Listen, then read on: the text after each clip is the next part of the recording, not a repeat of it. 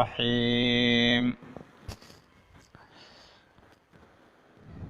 فلما جاءتهم رسلهم بالبينات فرحوا بما عندهم من العلم وحاق بهم ما كانوا به يستهزئون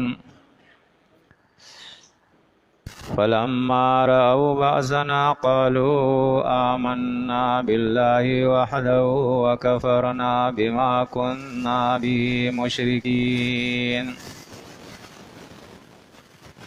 فلم يكن ينفعهم إيمانهم لما رأوا بأسنا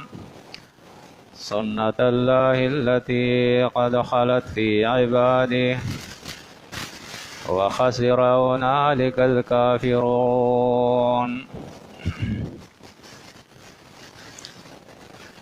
سورۃ المومن کے آخری 3 آیات ہے، آیت 83 سے 85 تک۔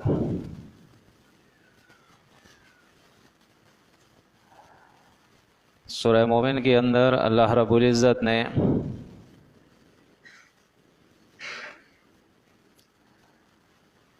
تفصیل سے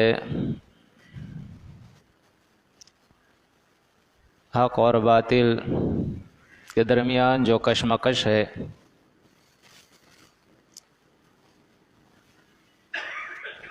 اس حق اور باطل کے کشمکش کو تفصیل سے بیان کیا ہے،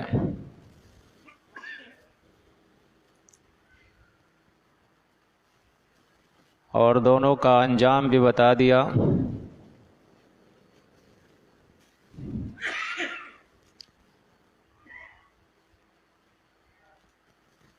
اور موجودہ لوگوں کو اس میں تعلیم ہے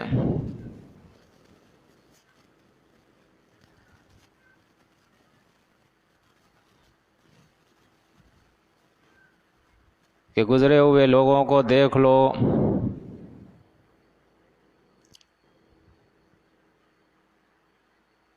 جب وہ اپنے قوت پہ ناز کیا کرتے تھے، اپنے علم پر ناز کیا کرتے تھے، اور انہوں نے حق کو جھٹلایا،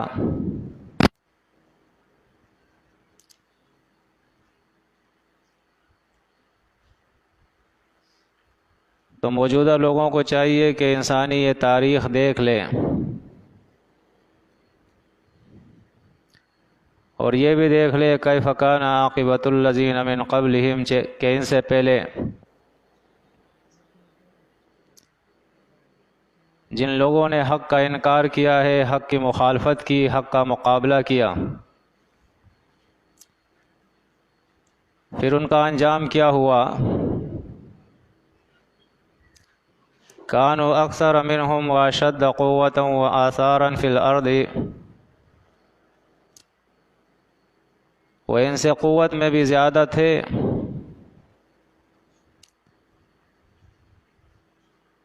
اور زمین میں ان سے زیادہ انہوں نے آباد کاری کی تھی۔ فما اغنی عنہم ما کانوا یکسبون، تو پھر ان کی مہارت اور فن ان کا کوئی کام نہ آیا۔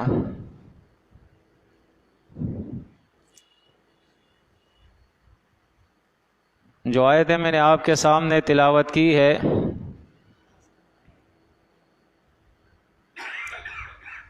آج کے موضوع کے مناسبت سے آج کے درس کے اندر ہم یہ بتائیں گے کہ علم 2 قسم کا ہے۔ ایک علم جو ہے اس کو علم الوحی کہتے ہیں، جو حقیقی علم ہے،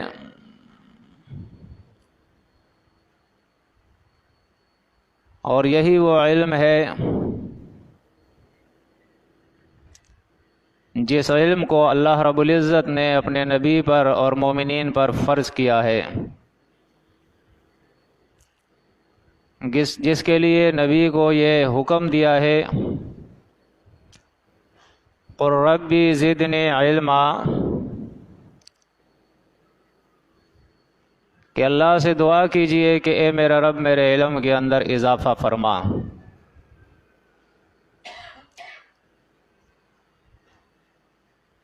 وہ علم جس کو کتاب اللہ کا علم کہتے ہیں، جو علم اللہ رب العزت نے اپنے نبی کے اوپر بھی فرض کیا ہے، فرض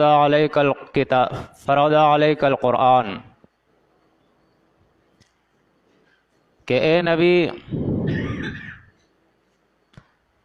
یہ قرآن اللہ نے آپ پر فرض کر دیا ہے، اس کا علم، اس کی سمجھ، اس پر عمل کرنا اور اس کی تبلیغ کرنا۔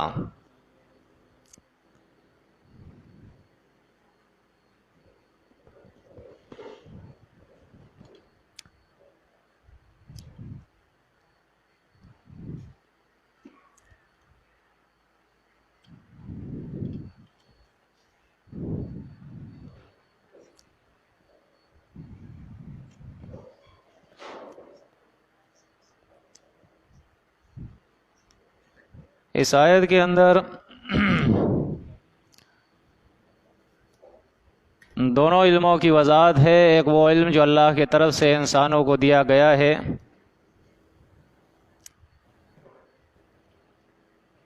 دین کا علم جس کو حکمت بھی کہتے ہیں، اور ایک وہ علم ہے جو اس کے مقابلے میں انسانوں نے خود سے وضع کیا ہے، خود ساختہ علم ہے۔ فرمایا فَلَمَّا جَاءَتْهُمْ رُسُلُهُمْ، پس جب ان کے پاس آئے ان کے رسول، یعنی اللہ کا پیغام، جب اللہ کے رسول ان کے پاس آئے، بالبینات، واضح دلائل کے ساتھ، واضح احکامات کے ساتھ،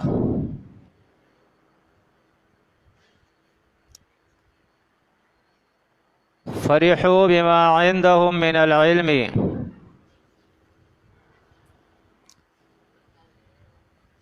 تو جن کے پاس یہ رسول آئے تھے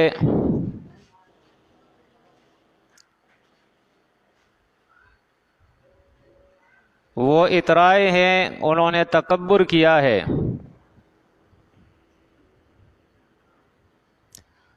اس علم کی وجہ سے جو ان کے پاس موجود تھا۔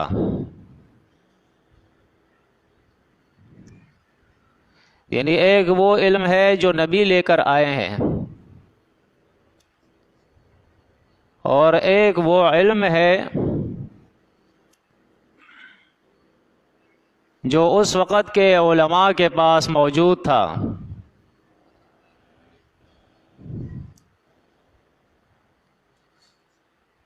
قرآن مجید نے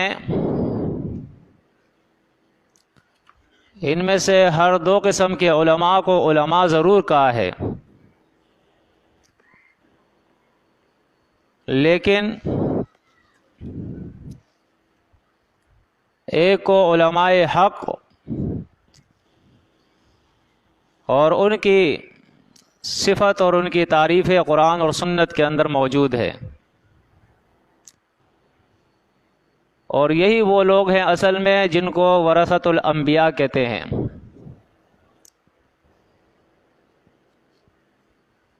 اور دوسرے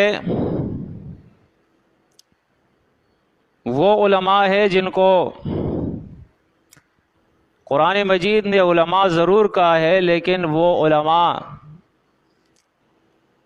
وہ ہے جن کا علم کا ان کو کوئی فائدہ نہ ہوا۔ تو سورۃ فاطر کے اندر اللہ رب العزت نے علماء حق کا ذکر فرمایا ہے۔ سورہ فاطر آیت نمبر 28 کے اندر، وَمِنَ النَّاسِ وَالدَّوَابِ وَالْأَنْعَامِ مُخْتَلِفٌ أَلْوَانُهُ كَذَلِكَ،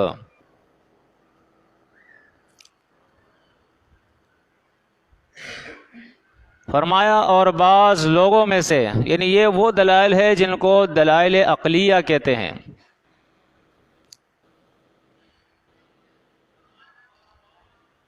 کہ اللہ رب العزت نے اس دنیا کے اندر مختلف رنگ پیدا کیے ہیں جس میں اللہ کی قدرت کی نشانیاں ہیں۔ وہ ثمرات اور اجناس کے اندر بھی ہے، وہ پہاڑوں کے اندر بھی ہے، وہ لوگوں میں سے بھی ہے، اور دوسرے زندہ جاندار جو ہے ان کے اندر بھی ہے۔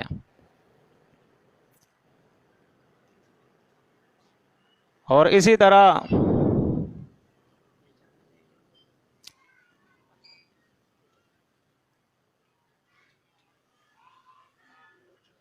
فرمایا کذالک، اسی طرح انما یخشی اللہ من عبادہ العلماء،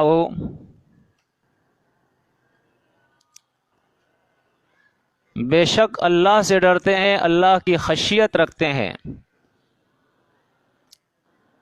اس کے بندوں میں سے جو علماء ہے۔ ان اللہ عزیز غفور، بے شک اللہ غالب اور بخشنے والا ہے۔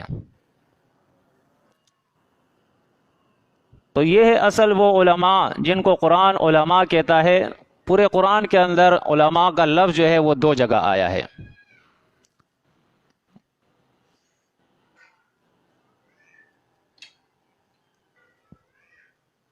ایک جگہ یہاں سورہ فاطر کے اندر، اور یہ علماء حق ہے جن کے دلوں کے اندر اللہ کی خشیت ہے، عاجزی ہے، اللہ کے عذاب سے ڈرنے والے لوگ تھے یہ۔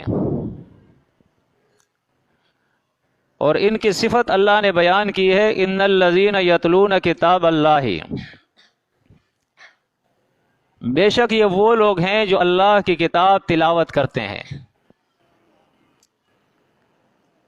اور تلا یتلو کے معنی عربی کے اندر ہوتے ہیں کسی چیز کو پڑھنا اور اس کی پیروی کرنا۔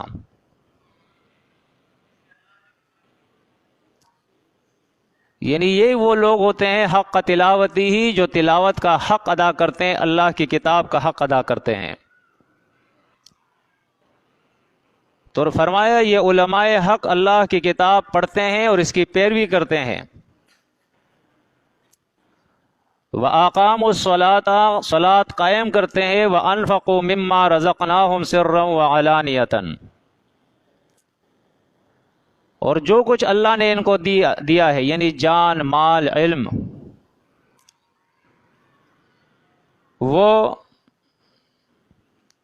پوشیدہ اور ظاہر وہ خرچ کرتے ہیں۔ یرجون تجارتاً، یہ عقیدہ رکھتے ہیں اس تجارت کی، اس تجارت کا عقیدہ رکھتے ہیں، لن تبور،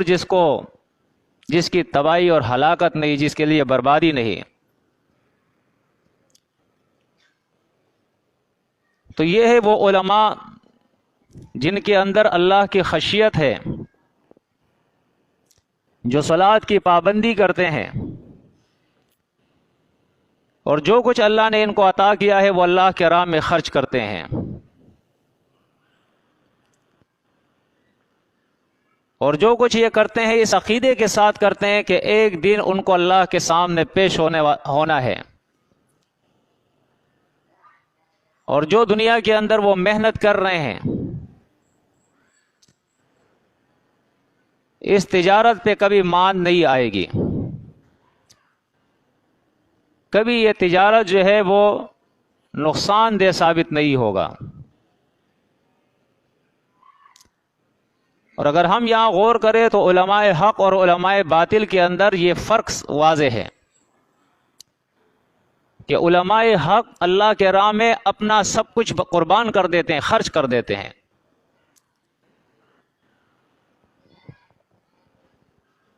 اور علماء باطل جو ہوتے ہیں